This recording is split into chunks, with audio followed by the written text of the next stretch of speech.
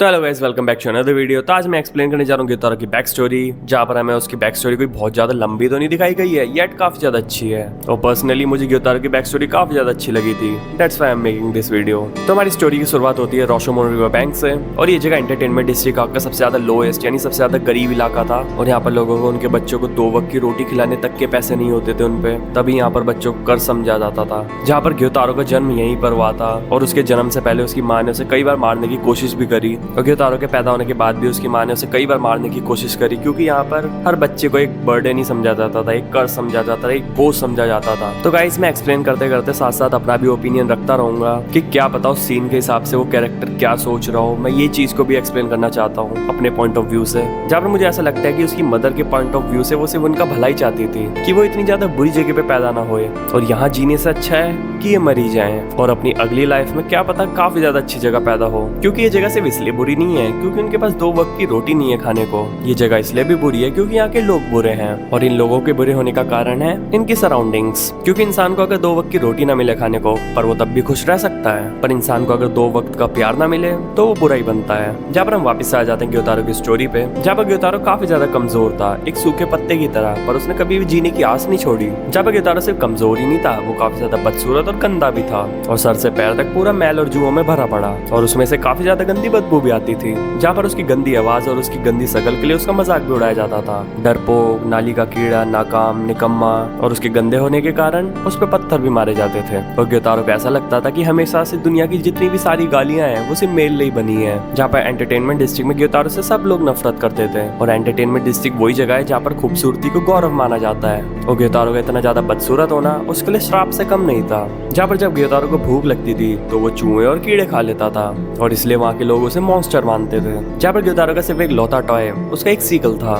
जो एक कस्टमर छोड़ गया था, पर उसकी जिंदगी तब से बदलने लग गई जब से उमे पैदा हुई। तो मैं आगे कंटिन्यू करने से पहले अपना ओपिनियन देना चाहता हूँ पिछली स्टोरी के लिए, जहाँ पर मुझे ऐसा लगता है कि चलो ठीक है ग्योतारो अगली था, पर मुझे ऐसा लगता है कि वो नहा धो के यार साफ सुथरा भी रह सकता था। चलो ठीक है तुम भूखे हो, चलो ठीक है तुम अगली हो, पर तब भी तुम साफ सुथरे रह सकते हो अगर तुम नहाओ। और ऐसा भी हो सकता है कि उसे ये सब चीजें सिखाने वाला कोई नहीं था, पर स्टिल वो ये सब कर सकता था। पर लोगों के बुरा होने का सबसे बड़ा कारण हो सकता है ये सोसाइटी, क्योंकि उनमें से अगर एक इंसान भी उसकी मदद कर देता तो आज वो ऐसा ना बनता। लोगों के अंदर गलतियां निकालना काफी ज्यादा आसान होता है, पर उन्हें सुधारने की हिम्मत रखना काफी ज्यादा मुश्किल। और मुझे यहाँ पर ग्योतारो की गलतियां तो दिख ही रही हैं, पर सोसाइटी भी कम नहीं है। तो हम वापस आ जाते हैं अपनी मेन स्टोरी पे, जहाँ पर उमे ग्योतारो की जिंदगी में एक लौती खुशी थी, वो उसकी प्राइड की तरह थी। और जब उमे छोटी थी तब सब लोग सिर्फ उसकी खूबसूरती को देखने के लिए भीड़ लगा देते थे। और ग्योतारो भी अपनी लाइफ में समझ चुका था कि वो लड़ाई में अच्छा है, तो उसने भी पैसा वसूली का काम शुरू कर दिया था, और इसी के कारण सब लोग उससे डरते थे। और उन लोगों का डर ग्योतारो को काफी ज्यादा अच्छा लगता था, और उसकी वही बदसूरती उसके लिए अब खजाना बन चुकी थी। और उमे जैसी खूबसूरत बहन होने के कारण ग्योतारो को उसकी कमजोरी का एहसास भी दूर हो चुका था, जहाँ पर अब ग्योतारो को ऐसा लगने लग गया था कि वो अपनी जिंदगी में एक बेहतर दुनिया की ओर बढ़ने लग गए हैं। पर जब उमे 13 साल की हो गई थी तो उसने एक कस्टमर की आंख पे हेयर पिन मार दी थी, जिससे वो अंधा हो गया था। और वो कस्टमर एक सामुराई था, और उस सामुराई ने बदला लेने के लिए उमे के हाथ पैर बांध दिए थे और उसे जिंदा ही। और जब ग्योतारो अपने काम से लौटकर घर आता है तो वो देखता है कि उमे पूरी तरीके से जली हुई थी, पर उमे अभी भी जिंदा थी। और इस चीज से ग्योतारो काफी ज्यादा गुस्सा हो जाता है भगवानों से, और कहता है कि आज तक आपने मुझे कुछ नहीं दिया, पर कम से कम मुझसे मेरी बहन तो ना छीनो, और मैं आपको कभी माफ नहीं करूंगा। मेरी बहन को पहले जैसा बना दो, वरना मैं आप सभी को मार दूंगा। और उसी समय वो सामुराई ग्योतारो पे भी पीछे से वार करता है। जहाँ पर जो लेडी ग्योतारो को काम देती थी लोगों से पैसे कलेक्ट करने का, वो इस सामुराई को कहती है उसे मारने के लिए, क्योंकि ग्योतारो काफी ज्यादा ब्रूटल था। वो जिससे पैसे कलेक्ट करने जाता था वो उसे ही मारता था। पर ग्योतारो अब तक मरा नहीं था, वो ये सब बातें सुन रहा होता है, और अभी ये सामुराई उसे खत्म करने जा ही रहा होता है। पर ग्योतारो काफी ज्यादा स्पीड में उस लेडी को मार देता है। और फिर ग्योतारो बोलता है तूने काफी अच्छी किमोनो पहनी है, तू काफी साफ सुथरा है और तू खूबसूरत भी है, और मैं ये दावे के साथ कह सकता हूँ तुझे खाने को काफी ज्यादा अच्छा मिलता होगा, तू हमेशा एक साफ बेड पे सोता होगा, तेरे पास एक अच्छा घर होगा जो धूप, बारिश और तेज हवाओं से बचाए, तू काफी ज्यादा खुशनसीब है। और जिस इंसान के पास दुनिया की सारी खुशियां हो उसे इतना ज्यादा कमी कमीना नहीं होना चाहिए। और फिर वो उस समुराई को मार देता है और ग्योतारो अपनी बहन को लेके वहाँ से चल देता है और वो देखता है कि उसकी मदद के लिए कोई भी नहीं आया और वो इस बात से बिल्कुल भी सरप्राइज नहीं था। और यही उनकी जिंदगी की कहानी थी कि कोई कभी भी उनकी मदद के लिए नहीं आया, चाहे तो सिचुएशन कैसी भी क्यों ना हो। और जब ग्योतारो की जिंदगी में एक खुशी का पल आया तो उससे वो भी छीन लिया गया। जहाँ पर फिर ग्योतारो सोचता है कि ऐसा क्यों हुआ।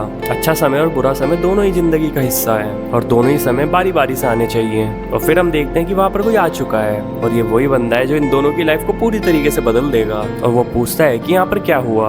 और ये इंसान खुद एक डीमन है जो खुद एक इंसान को खा रहा है और ये बोलता है मैं दिल का काफी ज्यादा अच्छा हूँ, इसलिए मैं तुम्हारे से मुंह फेर के जा नहीं पाया। और वो देखता है कि ये लड़की जल्दी मर जाएगी और क्यों ना मैं तुम दोनों को अपना खून दे दूं और अगर मेरा ब्लड तुम्हें सूट कर गया तो तुम दोनों डीमन बन जाओगे। और ये डीमन अपर 6 होता है और इस डीमन का नाम होता है डोमा। और यहाँ पर डोमा काफी ज्यादा अच्छी बात बोलता है कि जिंदगी सच में काफी ज्यादा कीमती होती है, उसे संभाल कर रखना चाहिए। और फिर डोमा इन दोनों को अपना ब्लड दे देता है और फिर ये दोनों डीमन बन जाते हैं। और ग्योतारो कहता है कि मुझे डीमन बनने का कोई अफसोस नहीं है और मैं जितनी बार भी इस धरती पे पैदा हूँ मैं एक डीमन ही बनना चाहूंगा और मैं किसी भी अच्छी जिंदगी बिताने वाले पर कभी भी रहम नहीं करूंगा। और यहीं पर उन दोनों की बैक स्टोरी खत्म हो जाती है। तो अब मैं अपना ओपिनियन देना चाहूंगा इस स्टोरी के लिए, जिसके लिए मैंने 5 पॉइंट्स लिखे हैं। जहाँ पर फर्स्ट पॉइंट कि अगर उनकी कोई हेल्प कर देता तो सिचुएशन आज कैसी होती। तो जिस पॉइंट पे उमे जल गई थी और ग्योतारो से लेकर घूम रहा था तो वहाँ पर अगर कोई उसकी मदद कर देता तो आज वो दोनों ऐसे ना होते। हो सकता है वो आज काफी ज्यादा खुश होते और सबके साथ रहते, एक अच्छी लाइफ जी रहे होते हैं। क्योंकि लाइफ का एक पॉइंट ही काफी होता है पूरी लाइफ को चेंज करने के लिए। और अगर कोई ग्योतारो की मदद कर देता तो वो पूरा ग्योतारो का पॉइंट ऑफ व्यू चेंज कर देती वो बात ह्यूमैनिटी के लिए। और उसे भी ऐसा लगता कि हाँ ये दुनिया सच में अच्छी है, यहाँ पर बस कुछ लोग ही बुरे हैं। और सेकंड पॉइंट चॉइसेस। किस समय ग्योतारो के पास क्या चॉइसेस थी? क्या वो अच्छे रास्ते पे चल सकता था? कोई चांस ही नहीं है। जब दुनिया में कोई ऐसा बंदा नहीं जो उसकी मदद कर सके उसके बुरे टाइम में, तो वो इंसान यार बुरा ही तो बनेगा। वो अच्छा कैसे बन सकता है? जब इस दुनिया ने उसे अच्छे से ट्रीट नहीं करा तो वो लोगों को बुरा ही ट्रीट करेगा। और जो हीरो की थिंकिंग होती है कि अगर कोई तुम्हारे लिए बुरा कर रहा है तो जरूरी नहीं तुम उसके लिए बुरा ही करो, तुम उसे अच्छा दो, क्या पता वो चेंज हो जाए। पर ग्योतारो ऐसा नहीं हो सकता क्योंकि उसने कभी भी ये चीज देखा ही नहीं है। और हीरो सिर्फ वही बनते हैं जिनने अच्छाई देखी है, जितने बचपन से उसे फील करा है, उसे ऑब्जर्व करा है लोगों से। पर ग्योतारो ने कभी भी ये चीज ऑब्जर्व नहीं करी, वो बचपन से सिर्फ बुराई में ही पला बड़ा है। तो नॉर्मल सी बात है उसे यही चॉइस चूज करनी थी। तो मैं ग्योतारो को यहाँ बुरा नहीं मानता। और मेरे पास यहाँ तीसरा पॉइंट है कि किस बंदे ने उसके बुरे टाइम में उसकी मदद करी है। और नॉर्मल सी बात है अगर जिस इंसान के बुरे टाइम में अगर कोई मदद करे, चाहे तो वो अच्छा हो या बुरा, पर उस इंसान के लिए वो अच्छा ही माना जाएगा क्योंकि ये दुनिया खुद भी इतनी अच्छी नहीं थी। और जो डीमन आया था वो बुरा जरूर था पर उसने उसकी मदद करी तो उसकी नजर में तो वो भगवान से कम नहीं। तो इसलिए ग्योतारो ने वही रास्ता चुना। और मैं जस्टिफाई नहीं कर रहा हूँ उसके इस चॉइस को, पर देख लो यार, तुम नजरिया तो देखो उसका बचपन से जो इसी चीज में पला बड़ा है। तुम उससे उम्मीद भी क्या करोगे? अगर उन्हें अच्छाई देखी होती तो उसे पता होता कि कैसा फील होता है। जब उन्हें बचपन से बुराई देखी है तो बुराई फील होगा। और मेरे पास चौथा पॉइंट है कि डीमन भी कभी ह्यूमन थे। तो डीमन स्लेयर में हर डीमन एक पहले एक नॉर्मल ह्यूमन ही था। कोई कोई बुरा ही था पहले से, पर कोई कोई अच्छा भी था। जहाँ पर ग्योतारो की अगर हम बात करें तो बचपन में अच्छा था क्योंकि सब उसे बुरी तरीके से ट्रीट करते थे, तो वो धीरे धीरे उसी तरीके से बुरा ही बना। और हर डीमन की एक टाइम पे एक अपनी लाइफ थी जिसमें वो जी रहा था।